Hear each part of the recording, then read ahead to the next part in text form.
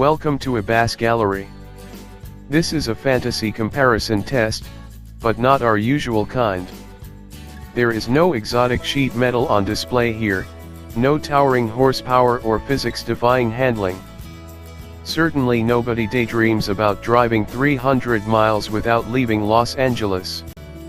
But that's exactly what we did to evaluate the Honda Clarity and Toyota Mirai, tracing a path between each of the area's hydrogen stations to assess the reality of owning one of these fuel cell powered cars.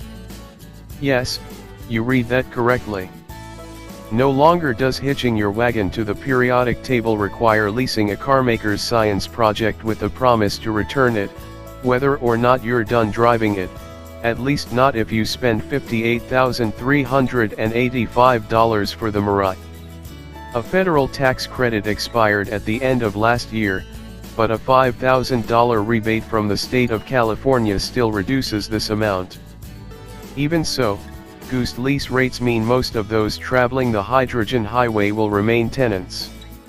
Toyota will let you drive a Mirai for $349 a month for 3 years, including free hydrogen. A similar deal from Honda runs $369.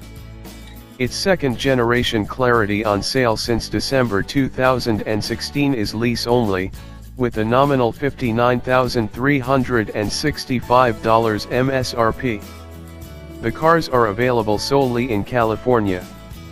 Certainly these kinds of numbers would make good financial sense for plenty of drivers, especially considering both the Clarity and Mirai are eligible for California's White Clean Air HOV-lane stickers through January 1, 2019.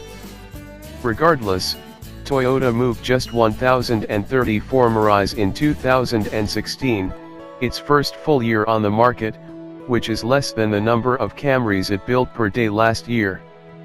For cars that portend a transportation revolution, these two have rather mundane aspirations. Aside from their powertrains, the engineering is primarily aimed at mimicking the experience of each company's mass-market mid-size sedan, those hundreds of thousands of gasoline-burning Accords and Camrys that Americans buy every year. And not the V6 models, but the 4 cylinders, as the Clarity and Mirai have similarly modest power specs, their electric motors/generators rated at 174 and 152 horsepower, respectively. Both are mounted up front to drive the front wheels through single-speed transaxles. Layouts diverge from there, in part because Toyota borrows some of the tech from its hybrid lineup, including the motor, power control unit and nickel metal hydride battery. Honda locates the fuel cell under the Clarity's hood, while Toyota puts its fuel cell under the Mirai's front seat. This is roughly where the Honda's 1.7 kWh battery resides. Toyota puts a 1.5 kWh battery in the trunk along with the smaller of 2 hydrogen tanks, with the larger tank stowed under the rear seats. Tank placement is reversed in the Honda.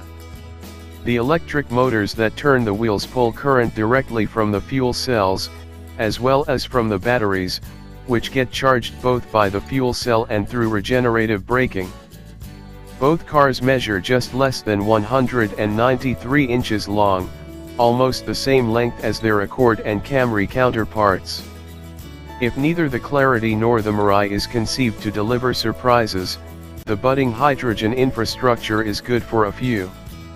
We found it a breeze to visit every hydrogen pump in the greater Los Angeles sprawl in a day.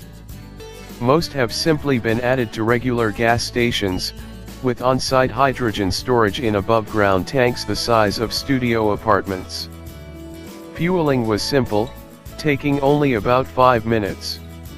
When we set out on our LA tour, however, we found that not of all the 15 stations shown on the California Fuel Cell Partnership's online map were pumping hydrogen that day.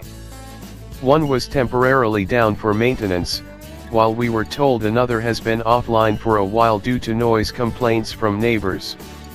2 more stations were being serviced by technicians when we arrived. We also came across a Shell gas station with hydrogen that was not listed on the map. Fortunately for us, this little outpost in the hydrogen economy was also well stocked with beef jerky.